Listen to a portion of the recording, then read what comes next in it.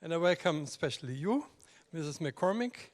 And as I don't know her, we just met, Peter Jacob will do the introduction, and then the stage will be yours. Okay, Peter?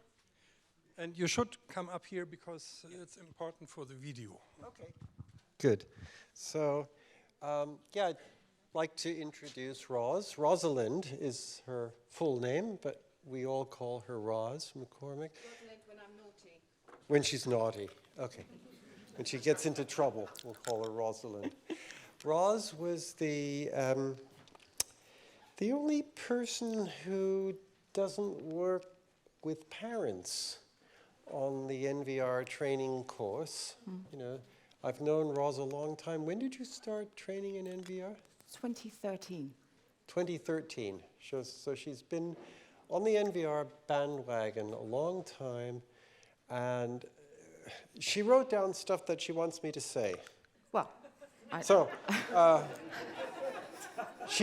Roz is interested in practical ways to have conversations about how to have conversation, about how power is used in workplaces. So this question of power, experimentation being a way forward alongside acknowledgement and utilization of vulnerability and discomfort. Boy, that's deep. That's very deep. And thinking in small and larger scales and working with the imperative to make changes individually and collectively. So I've been very interested in how Roz connects the principles of NVR into working in organizations. And I was also knowing Frank, I felt the two of them really form a good sort of synthesis, so I brought the two of them together as well. And I just think you're in for a superb presentation. I've seen Roz's presentations before. Enough said.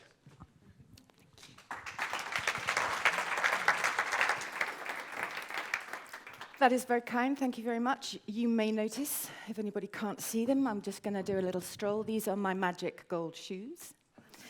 These are the treat for the part of me that does not want to be standing up in front of you now. And they may be equivalent to Yuri's red bandana mentioned this morning. I am also in the can I see it brigade. So I'm going to do a kind of a combination of reading what I've written, and there's so much been spoken, and I'm so honored to be here. There are many, many references, many people that have spoken extraordinarily articulately. No, that is not good English. With extraordinary strength and knowledge. What I'm going to do is I'm going to kind of take a slightly different approach, a slightly different perspective. Okay.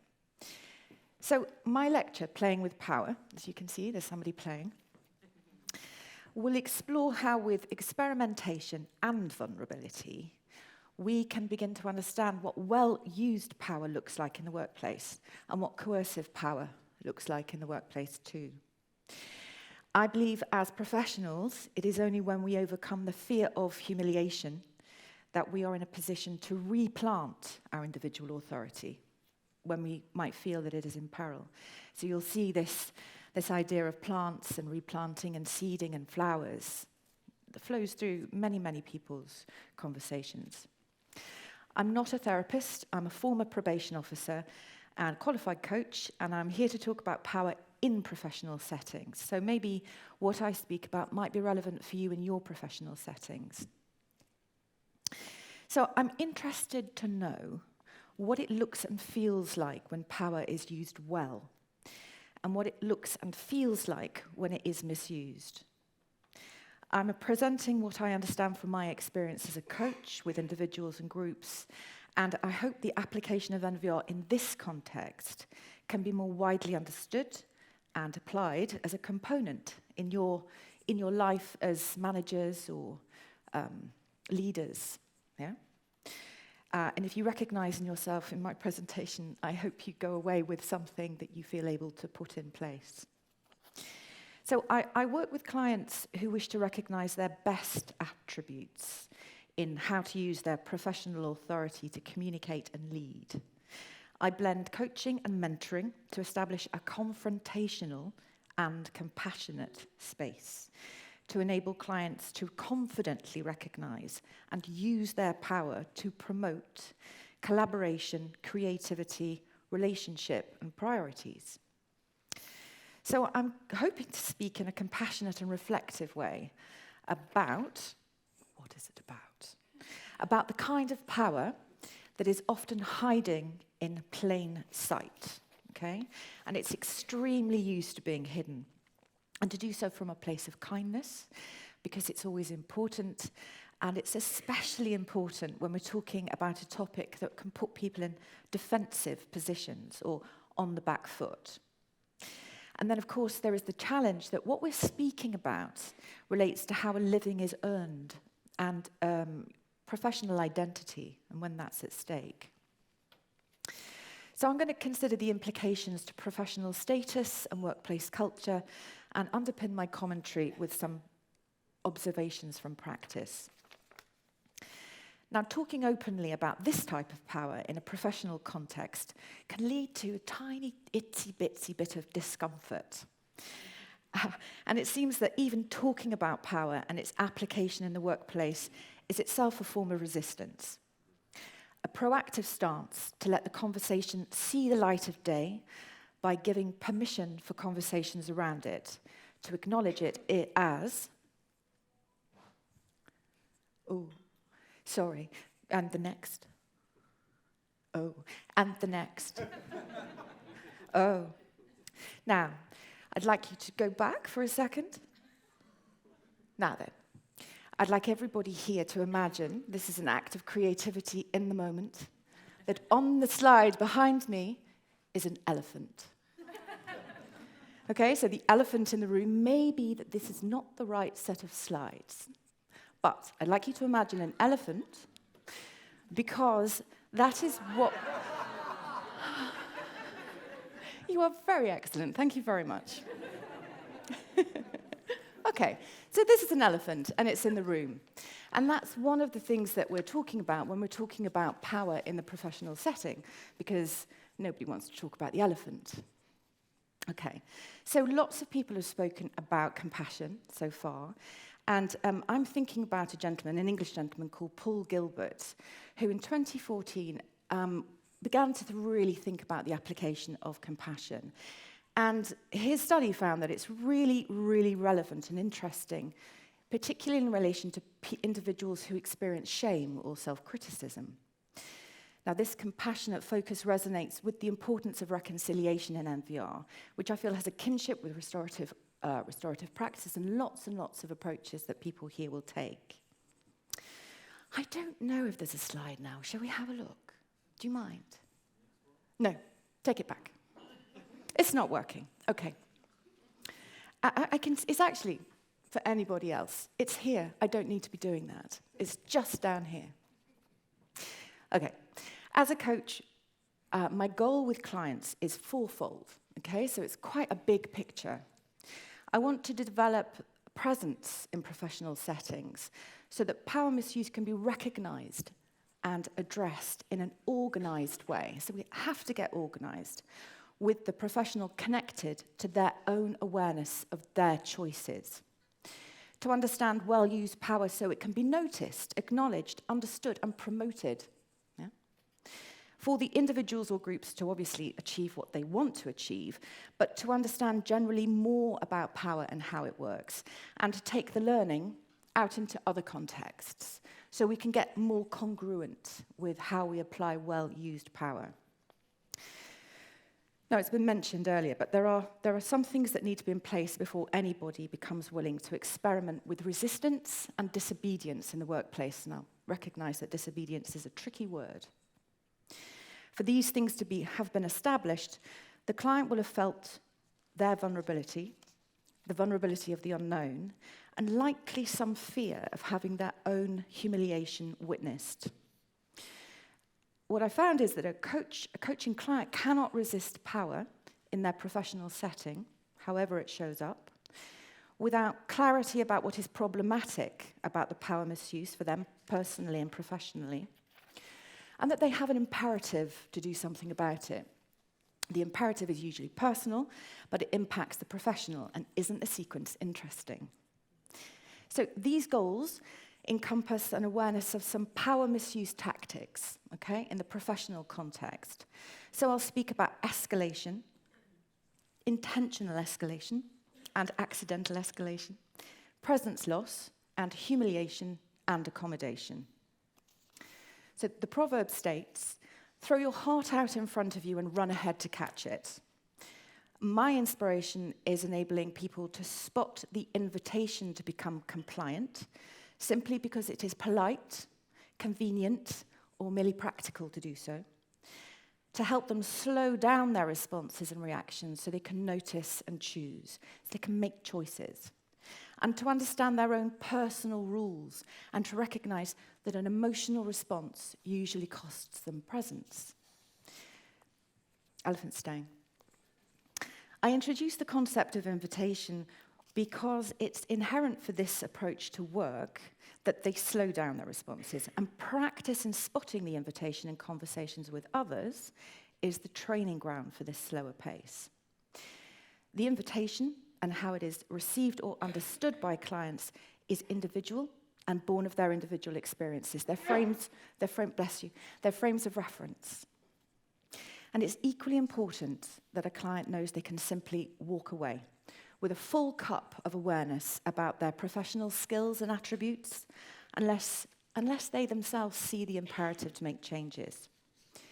Because this is change work. And we all know that there must be an imperative for a change to take place. It's easier to go along with the invitation, and it's easier to blame the other and to want them to do the changing. So let's think about presence. Anyone familiar with NVR will understand the concept of presence and how as parents there is a need to raise the professional presence with their child or entitled adult.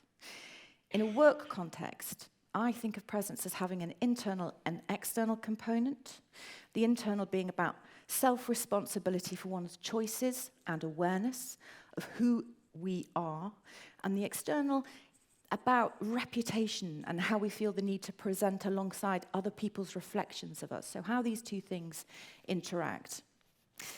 And I like the idea of holding one's own space as if to manage our own personal emotional hygiene, equipping the self with a filter to recognize what is ours and what is another person's stuff or responsibility.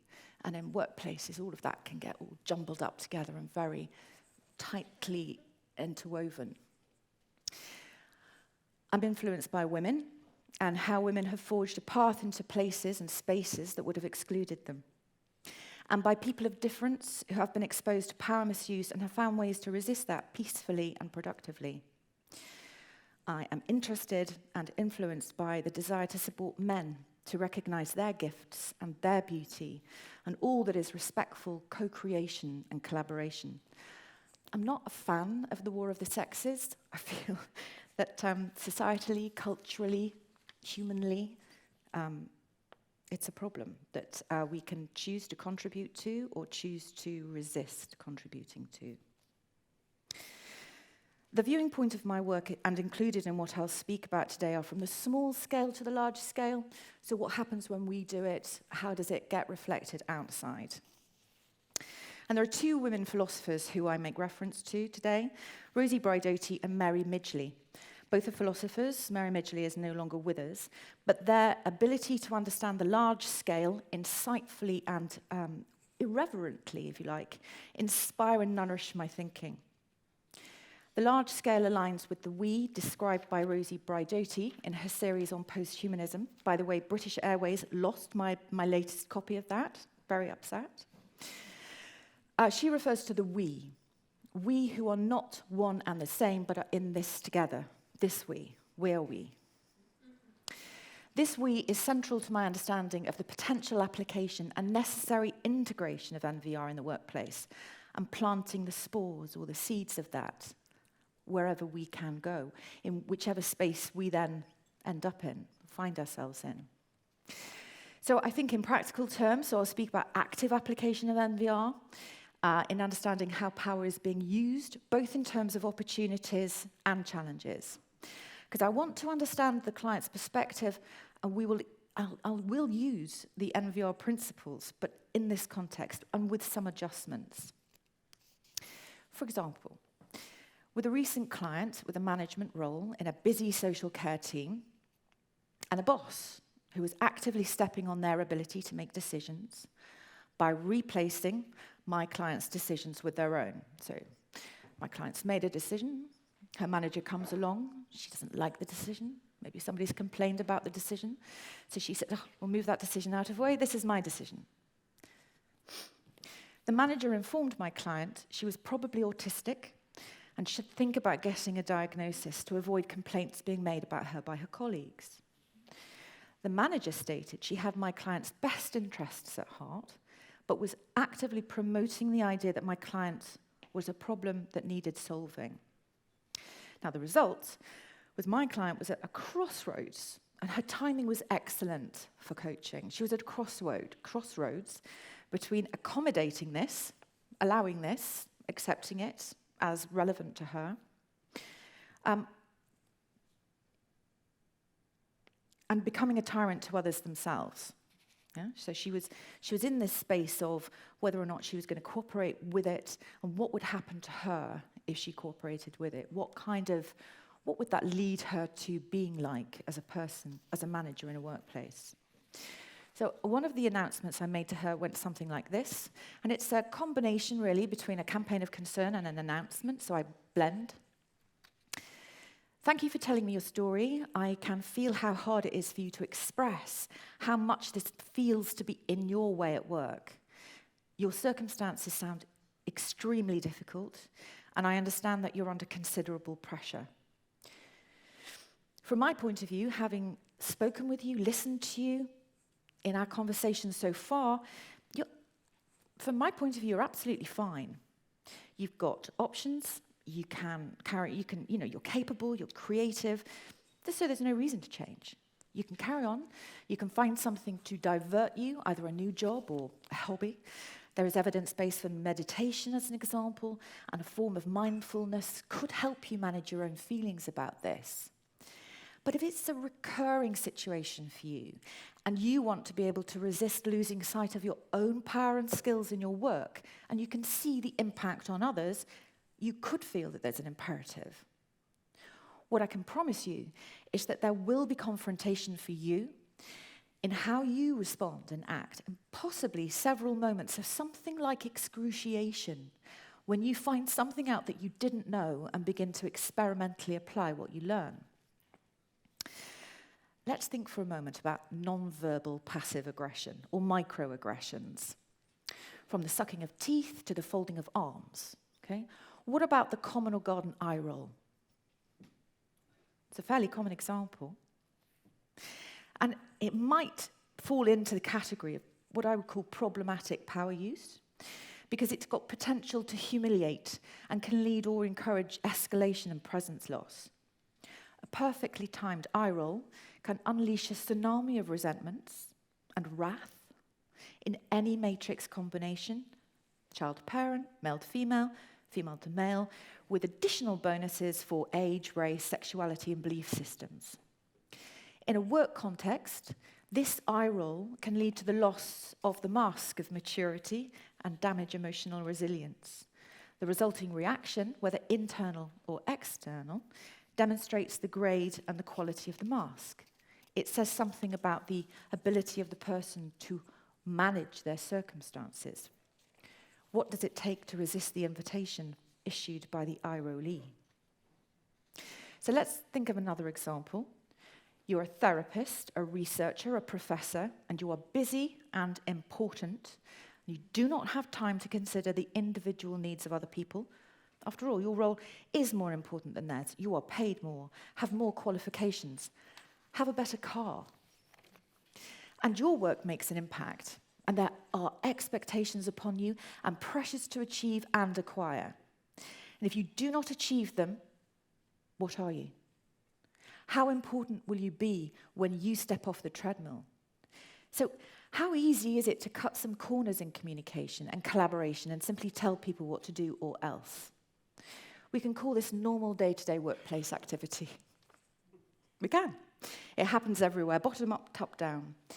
Everybody in professional life is faced with the threat of irrelevance of the professional, and this has been described by Dan Dahlberger as erasure. If there was an elephant in any professional room, it could be the one that represents the question of purpose of each of us in our daily lives.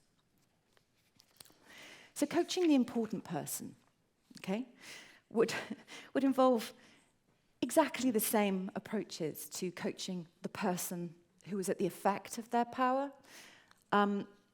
Pretty much the same sort of skills would be used, because what would need to happen is that both parties are introduced to an understanding of their own skills, their own strengths, how they function, what their individual rules are. Everybody's got a set of their own rules.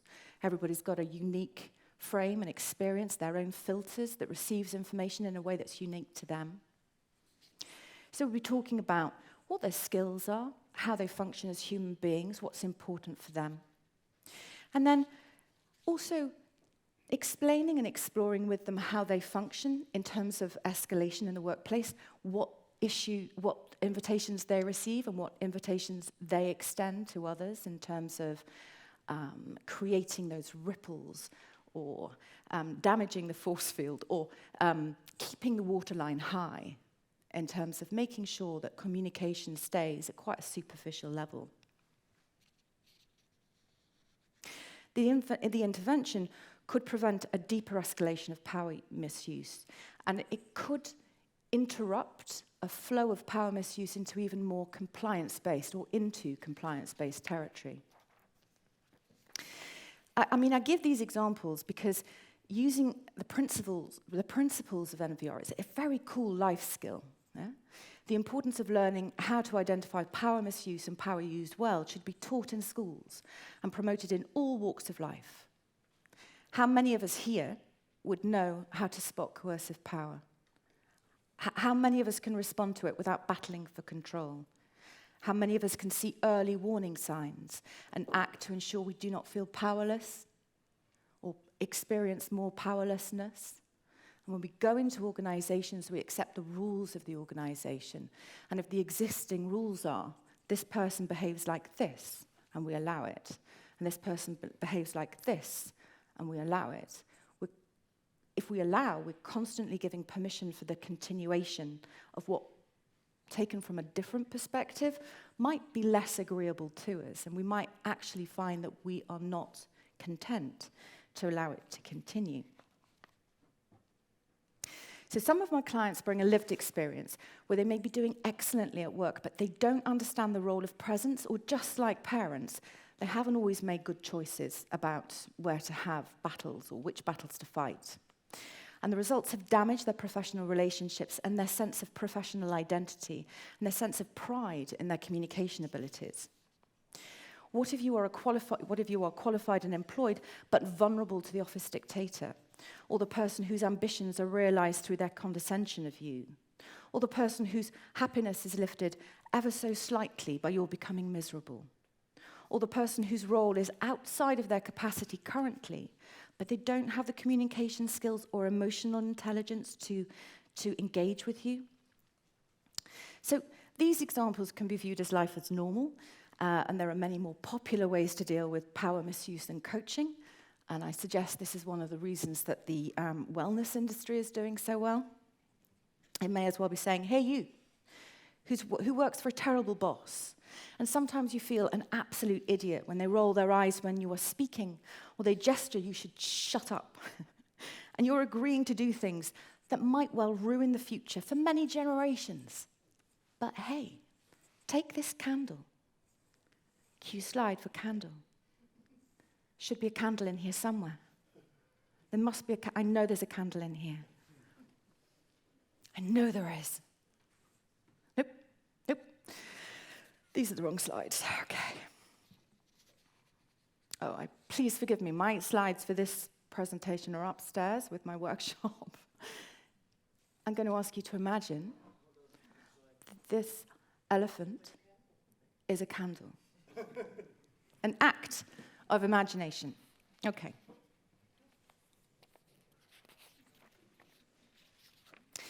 Now, I personally have not got anything against candles, okay? But where there is power misuse, a distraction, be it a candle, a financial bonus, or a new car, will not bring resolution. In fact, it is unhelpful to distract oneself from addressing power misuse or to distract a person who is misusing their power, because when we distract rather than organize and resist, we stand by while contributing to the making of tyrants in the workplace. We can see the consequences of these tyrants and tyrannical behavior in all walks of life. If we widen the lens again and think about children, nieces, nephews, grandchildren, how are they taught to respect their own power and their right to select how they will respond to a person, an authority figure, someone with a status that's different to their own, someone on whom they've got a crush? Can the transferability of these skills be for the benefit of our children? Can that become our motivation also? There are always choices to be made. How many of us know ourselves beyond our roles, the professional, the carer, the parent? And the coachee has choices to make, as their choices will mark the point of perspective from which they will have all sorts of conversations and interactions in their workplace. The focus here is on how to approach the problematic use of power or the presence of coercive power misuse. This is the kind of power which can cancel ambition, diminish confidence, humiliate, invoke shame, and command compliance. And this perpetuates the myth that this is all okay in the workplace. It provides implicit mentoring to all incomers that misuse is the norm in business. The process involves supporting clients to recognize their own skills, understand their own rule system, acquire practical skills and agility in using their own power well, responding to power from others, maintaining their presence, noticing invitations to escalation.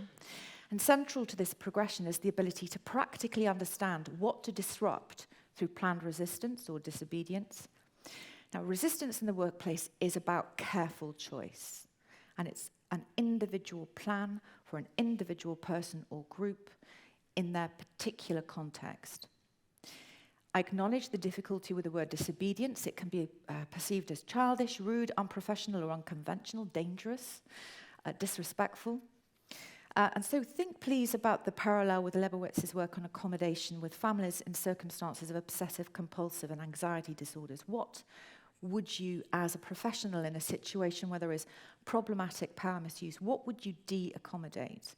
Where would you place your creativity to think about what you would do instead of the automatic compliance?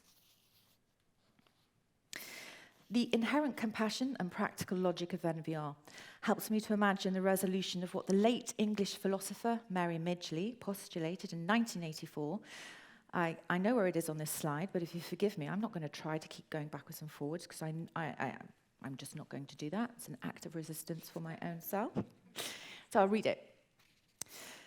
Fatalism is the superstitious acceptance of unnecessary evil based on the false belief in human impotence to do anything about it.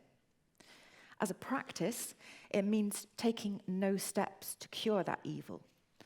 As a temper, it is the tendency to take up false beliefs in order to excuse inaction. Fatalism and all of its associates seem to be where we land, where powerlessness is dominant. So as discussed by Alon and Omar in 2006, when we complain rather than confront, we demonize and emotionalize the situation, and that locks out clarity in action. There is, after all, little good to come from complaining about something that one is perpetuating oneself. But what I find in my experience of people is those who are committed from a wide range, from those that have committed crimes to people just going about their business in their daily roles. There's a common ground between all of us in that we have a blind spot about ourselves, and it seems our relationship with our own power is one that sits in a very different place to our relationship with being at the effect of another or people generally and their use of power. The opposite of powerlessness is created by well-used power or acts of resistance in the workplace. And I will say that well-used power is a thing we might struggle to attribute to an individual or even to describe it, but we've got to describe it, because we need to be better at understanding it, whether it's our own or recognizing when we see it. The thing is, it is quite a lot harder to describe, and it doesn't seem to simply be the opposite, because there are qualitative differences. And I'd like to encourage you at some point, if you're interested, to engage with me, to find out what positive power looks like. So my working hypothesis, elephant staying, my working hypothesis is a person who is aware they have some power and understands something about their privilege and the attributes of their role as distinct from themselves. A person who knows the difference between giving an instruction and asking for an opinion. This is a very practical point. A person who, when giving an instruction, is willing to explain, talk about, and demonstrate their reason for the doing. A person who knows they have a set of rules that have meaning for them, and that other people have their set of rules, and these rules may differ. They can articulate their intentions for themselves and others, and they have an awareness of the wider world. And also they will understand the role and the value of appreciation, what appreciation brings. And it seems that if these things are in place, there is more chance the instruction itself will not cause damage, as there will be more opportunities to flesh out the unintended consequences of instruction and identify if there are other ways of achieving a more positive outcome. So, for example, make money, yes. At the expense of damaging waterways, no. To my mind, there is a strong connection between well-used powers and skills in collaboration and skills in listening and an ongoing interest in growth. And some of us are going to be better at operating positive power than others. Some of us are going to be more naturally in line with positive power application than others. And it's obviously much easier to get clarity on when power isn't working well, and it contains things that are present and things that are absent, but is still an important point. How do we recognize misused power in the workplace? I'm going to ask you, if you could, wonderful tech people, to find, there's a grid, there are boxes, 2 at the top, 4 in the middle, 2 at the bottom. Not that one. Not that one. This is fun. That one. This one. Thank you so much. Thank you. Okay, so these are the things that seem to gather together, and they create the opportunity for misuse of power in organizations. And you can go from to any of these. So, for example, favor-making, inferred favor-making. There's no transparency with that. Compliance by threat, you will do this, or there's a problem with that. When blame is tolerated, that's problematic because it encourages a lack of self-responsibility. Your get-out-of-jail-free card is really, really strong. The absence of challenge, again, this is about accommodating a person's behavior. And then we have shame and guilt and blame, and they all kind of gather together in a little kind of huddle and just perpetuate themselves in the workplace. And they can lead to isolation, they can lead to humiliation. You can, as a sort of inferred, you can start here, hop across to over there. Because you've given permission to absence of challenge, some people are going to be isolated, and then you've got valid power is discredited because you're moving around the place rather than engaging and interacting with people. So in work with clients, I find that relationships between humiliation and shame through experience of having been controlled coercively create stories that make a person vulnerable to future invitations to compliance. The memory of the humiliation seems to still be available to play through our internal speakers, and it creates shame. And the effect of the shame is that it blocks out the client's capacity to learn constructively from the experience. Yuri talks about this much, much better. From my experience, my felt experience, is the effect of the memory of humiliation actively creates the conditions for repeated obedience to a dominating force. And this seems to have something to do with the desire to avoid remembering the earlier humiliation, as if the shame of the memory itself defends itself, as if to recognize what is happening again would be to allow the shame of the earlier experience to land fully in the awareness and body of the client. This is a complex area of coaching, and it has significant impact for the client. Now, here are some thoughts on the language of attack and defense as descriptors for assessing the presence of or potential for tactical uses of escalation. I dare say you'll all be familiar with these. If someone is confronted about something they don't wish to discuss, or a conversation is being invited but the person doesn't want to have it, whatever the reason, they can absolutely become defensive about it. Now, this is whether they are aware but too ashamed to acknowledge, or whether they are absolutely not going to let you have the conversation with them, because according to their rule system, you're inferior, you have less relevance than they have. Escalation, super useful tactic to deflect focus or cause a little chaos as a distraction. It can be done by inventing something that creates a presence loss in the person who's made the approach. For example, changing the subject or becoming critical. Now, this brings this kind of somatic explanation, this energy in the comment. It brings its own heat. And in my work with clients, the benefit from recognizing how escalation as diversion in themselves and in others, that has a mirrored sense of emotional escalation inside their own body.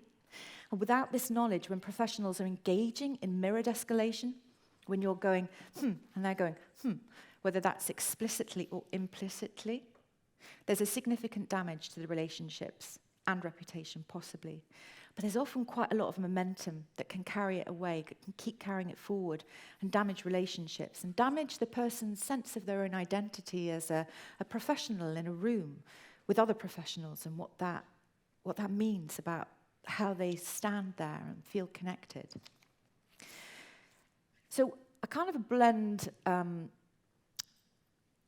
kind of think about the methods that you might use to break what Omar has called the tacit rule of silence. And I use a whole blend of things from motivational interviewing, compassion-based coaching. I'll use Cartman's triangle. I also like the Thomas Kilmann instrument because it's a sort of a generated baseline of some areas that then are externally represented to the person. So it's not all about what you're doing and stories, but it can bring an external piece. In practical terms, it's of course necessary to hone in on preparation to get to the point of what is wanted. How to imagine the wanted and desired is about understanding what is flawed in the current moment while connecting to the determination and imagination of the individual and what they would like to be different. And it brings to attention what is not wanted. And this is always something that the client is allowing. So what I'm usually doing, there may be a triangle, wonderful technical people, there may be a triangle here. What I'm usually doing with the client is looking at their understanding about their own power. This one, thank you. To understand their relationship, what their understanding is about power generally, what their experience is where power misuse has been used with them, against them, and what the shame memory is of that. And what is evident is the ability to, or skill, to undertake acts of disobedience or to de-accommodate, is the requirement before the moment of necessity, i.e. before the compliance is demanded, to have understood both the imperative and have some practice, some experience in making resistance beforehand, so it's not the first time. There may now be a graph with a line, please.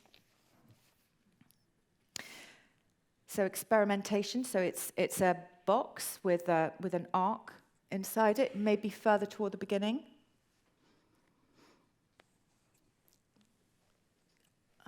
I think it's toward the beginning. This one. Okay. So experimentation in the coaching room is a great place to plan and to consider one's plan with all of the high support and high challenge matrix in mind, and to create doubt in the client who is, depending on their individuality, length of exposure to the effects of the power struggle, or as Omar would describe, under negative hypnosis, and to resist a focus on all of the negatives associated with the opponent. So this you will recognize, where the invitation to lose presence through engaging in escalation, and the invitation to accommodate what is unacceptable through engaging in escalation, there's a point where the resistance becomes more difficult and more important. It's really important to consider warmth.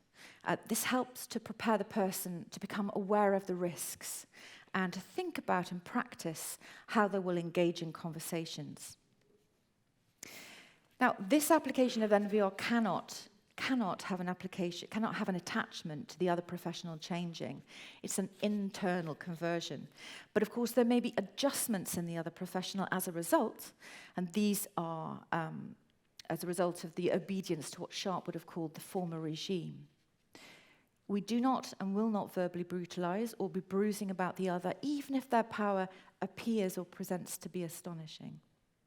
Because it gets in the way of presence of the client and it increases the risk of escalation by raising emotional arousal and blocking the clarity the client is seeking through the coaching relationship. With one client, I suggested that what they do through discussion with them, it wasn't me coming in with a suggestion, is that they go for a walk. They've had a professional interaction, they're furious, they feel done to, they feel appalled. And then what they do is they go for a walk with their headphones on and they say all of the things, everything that is them off or really annoying them. And then with equal energy, and this is important, with equal energy, they talk about to themselves about all of the things that they would happen if they were to do that, the things that they're not going to accommodate in themselves, the escalation that they're not going to engage in. The more we can understand about managing and maintaining, I think I said that, yeah, it's managing and maintaining and being prepared for acts of resistance in the workplace. In practical terms, the client's imperative usually requires an additional motivator, and this can be provided through the expression of the impact of their circumstances if they were to remain unchanged. The greater loss of presence, the greater the accommodation of escalation, the more difficult and necessary the change becomes. But of course, escalation can be resisted by non-engagement in the conversation, by withdrawing oneself, but this simply reduces the person's influences, as does bad-mouthing or making a person somehow reduced, promoting the idea that they are the problem. It's the same behavior in a slightly different context. Eventually, all of the people who are kicked, whether they're playing the role of a cat,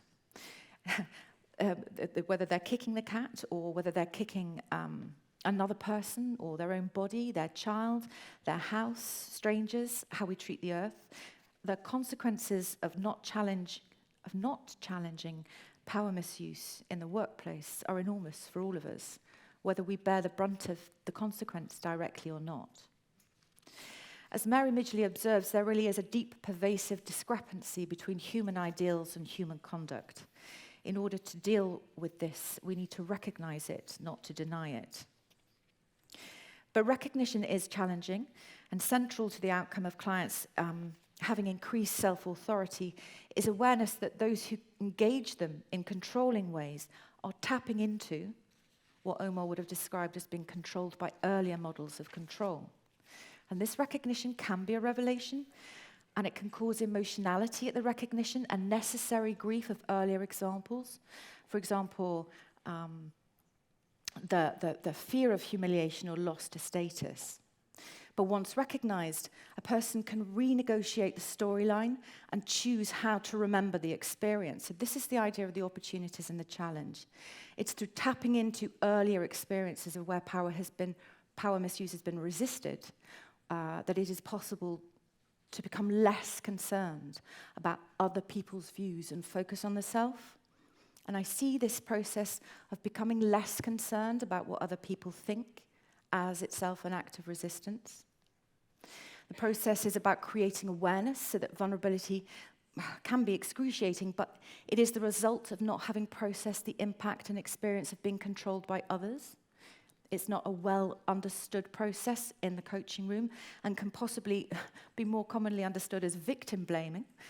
But in the context of compassionate coaching, for the client to reflect on work-based experiences of having given away their power and being open to acknowledging that the example person, that for example, someone may simply have shown up with the accoutrements of power, a higher status job, privately educated, in an established or successful relationship.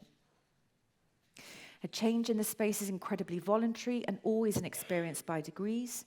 There is always more to be done.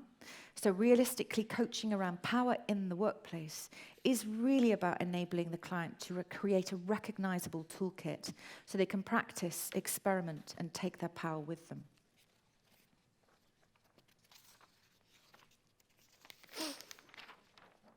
So,